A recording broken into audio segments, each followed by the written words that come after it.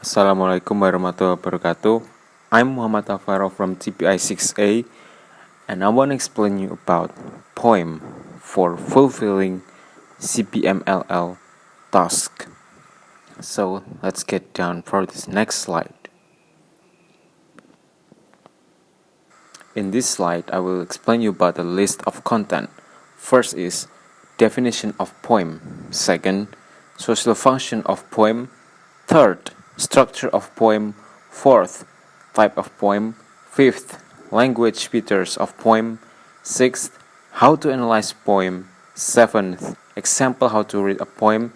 Eighth, exercise about poem. And then for the next slide is the first slide is the definition of poem.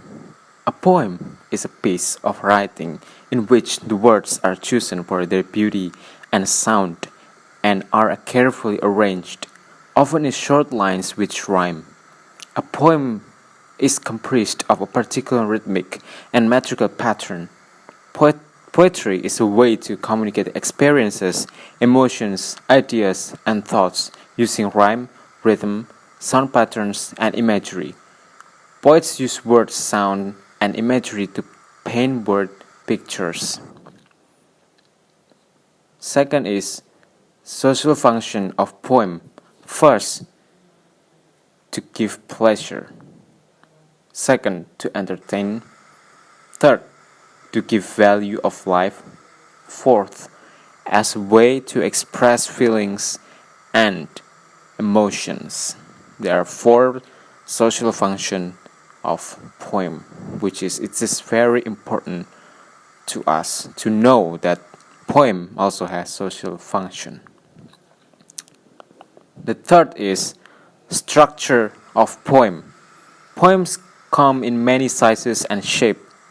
A prose has sentences, but poem has poetic lines. Poets decide how long each line is going to be and where it will be break off. Poetry is written in stanzas and lines that use rhythm to express feelings and ideas. Poets will pay particular attention to length, placement, and grouping of lines and stanzas. This is called form.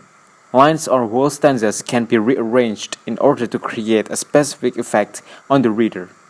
Besides stanzas and lines, another aspect of the structure of poems is the rhythm, which is the beat of the poem. This is usually measured in meters, which are sets of stressed and unstressed syllables. Poets often arrange words according to meter in order to create specific sounds or beats. In conclusion, here are the structures of poem or poetry and the definition. It was explained in the next slide.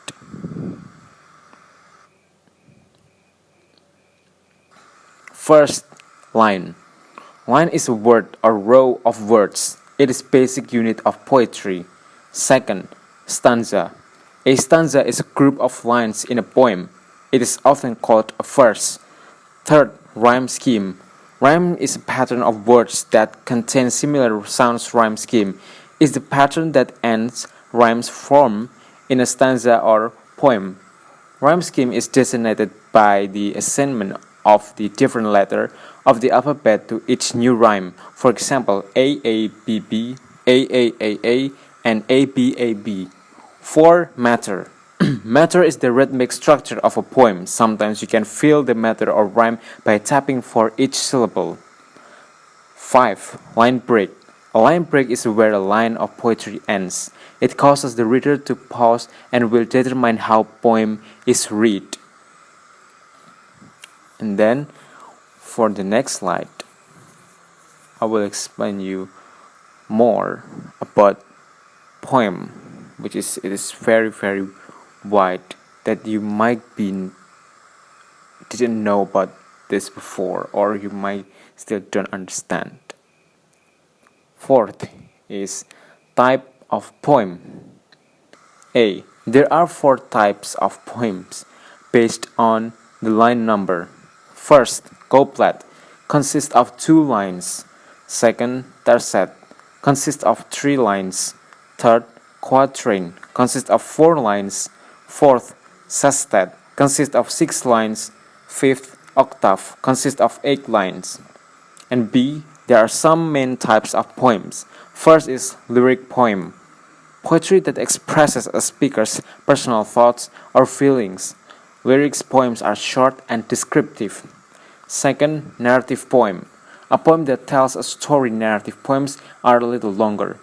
Third, epic poem, book-length works that tell a story important to entire nation or culture. They are often anonymous. In Indonesia, you might find epic poem in many ways. We just cannot count them. And then for the next slide, it's still about poem, and it was still about another type of poem, which is I will explain you. Other types of poem. There are 10 other types. First is ode, a long serious lyric poem that is elevated in tone and style. Some odes celebrate a person, an event, or event of power or object. Second, haiku, a traditional nature-inspired Japanese form of poetry that has 3 lines and 17 syllables. Lines 1 and 3 are 5 syllables each. Line 2 is 7 syllables. Third, sonnet, a lyric poem of 14 lines typically written in iambic, pentameter, and following strict patterns of stanzas, division, and rhyme. Fourth, quintain, 5 lines with meter and end rhyme. Fifth, cinquain, 5 lines unrhymed, 2, 4, 6, 8, and 2 syllable. Sixth, diamante. It is similar to a cinquain but it has 7 lines. Diamante poems have the shape of a diamond. 7. Acrostics, a poem that is written around a word. The first letter of each line spells out that word. 8. Limericks, a 5-line witty poem with a distinctive rhythm. The first, second, and fifth line, the longer lines rhyme. The third and fourth shorter lines rhyme A, B, B, A. 9. Concrete, a visual poem printed in a shape suggesting its subject. 10. Free verse, poetry that has no fixed pattern of meter, rhyme, line length, or stanza arrangement. There are many types of poem that you might not know this before, including me. You maybe can learn from this too. And then for the next slide is still about other types of poem.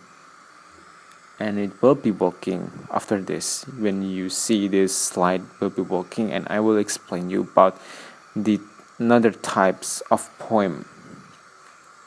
It is to the next slide. It was, oh no, I'm wrong. The fifth is language features of poem. A. Word choice.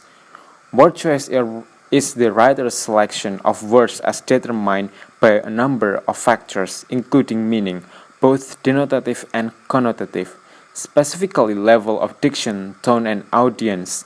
Word choice will make the poetry good and effective. For example, rather than use small, in poem you can use tiny, petite, little, etc. B. Symbol. A symbol is an event or physical object, a thing, a person, a place, that represents something non-physical such as an idea, a value, or an emotion. For example, a ring is symbolic of unity and marriage. A beating tree in spring might symbolize life and fertility. A leafless tree in the winter could be symbol of death. C. Tone and mood. Mood is the characteristic state of feeling. Tone is the distinctive property of a complex sound. These are ways which a poet reveals attitudes and feelings. In this style of language or expression of thought used to develop the subject, certain tones include not only ironic and satire, but may be laughing, condescending, bitter, pitying, fanciful, solemn, and host of other emotions and attitudes. Tone can also refer to the overall mood of the poem itself. in the sense of pervading atmosphere intended to influence the reader's emotional response and foster expectation of the conclusion. D. Imagery. Imagery is the use of vivid language to generate ideas and or evoke mental images, not only the visual sense, but of sensation and emotion as well. There are some kinds of imagery, such as visual imagery, auditory imagery, gustatory imagery, olfactory imagery, and kinesthetic imagery. It's just like temperature, feeling, movement, and touch. For example, the noise of your eyes. It's far too loud, and thus I look away. It was auditory imagery. You might find this in Indonesian language, whether can learn in with a lesson for the Indonesian language. This part poem was pretty much clear. There's no difference between English and Indonesian when you learn a poem. Almost the same. And then for the next slide, I will explain you again more about poem. It was E. Figurative language or figure of speech.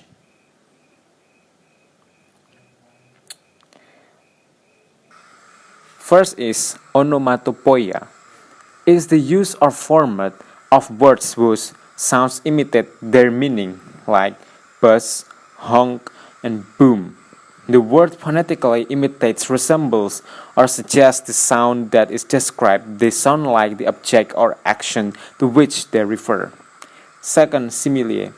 Simile is a figure of speech expressing a resemblance between things.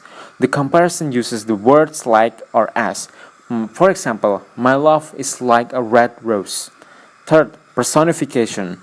Personification is a figure of speech where human qualities are given to animals, objects, or ideas. For example, the days crept by slowly and sorrowfully. Fourth, hyperbole. Hyperbole is the use of exaggeration as a rhetorical device or figure of speech. For example, I'm dying of shame. Fifth, metaphor. Metaphor is a comparison made between things which are essentially not alike. For example, war is the mother of all battles. So, to make poetry more beauty when we read it and to make it more very, very poetic, you should using figurative language when you're writing a speech. So people who read them or people who read your poem will be into your poem. For this next slide, there are rhythm, repetition, alliteration, assonance, and rhyme. Rhythm. Rhythm is the beat or regular pattern of sounds found in some poems. This is the beat of the line emphasis of words. For example, 1, 2, buckle up my shoe, 3, 4, shut the door. G. Repetition. Repetition is the use of the same words or phrases over and over. It is purposeful use of words and phrases for an effect. Sometimes, especially with longer phrases that contain a different key word each time, this is called parallelism. For example, I was glad, so very, very glad. H. Alliteration. Alliteration is the use of the same consonant at the beginning of each word. In other words, alliteration is the repetition of the first consonant in a phrase. For example, big blue basketball base.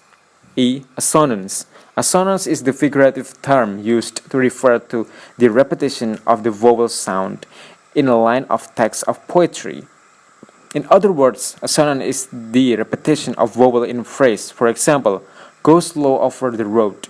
Repetition of the long O sound. G. Rhyme. Rhyme is a pattern of words that contain similar sounds. Poems often rhyme, but they don't have to. Rhyme can be one-syllable words. For example, moon, spoon, and June. Rhyming words can also be more than one syllable, as long as the last syllable rhymes. For example, balloon, lagoon, and etc. So might be when you learn about poem, it might be a little bit complicated because you have to pay attention to the rules of making a poem. It was rules that will makes your poem more poetic, more beautifully to read. And then for the next slide, how to analyze poem. It answered the question, what is the poet saying and how does the poet say it? A. Identify the object matter and theme. What is the poem about? What ideas is the poet expressing? What images or word symbols does the poet use to convey and reinforce his or her ideas? And then the B, identify the technique. How does the poet communicate writer's ideas? It includes, first, the structure, number of stanzas, second, the tone, the voice or sound of the poem, for example, serious, humorous, and etc. Third, the mood, feeling and atmosphere created, for example, peaceful and eerie, and etc. Fourth, the imagery, personification, hyperbole, etc. And fifth, the language, rhythm, repetition, like alliteration and assonance. And sixth, the rhyme, sound of words, what sound repeat. Was like the previous explanation that I explained to all of you before, that you should pay attention. And now I want to read you about a poem. The title is Northern Winters by Tricia Windowmaker. A fresh smell blows upon the wind, moisture touches your skin, snowflakes fall, the night air crawls. The stars begin to spin and then you see colors dance to notes from songs that softly play in tune. Was a poet by Tricia Windowmaker. I think it was about weather. Just like you can read this poem, if you can feel it, then you can see it. And then the next slide, it will be the exercise that you will be do individually.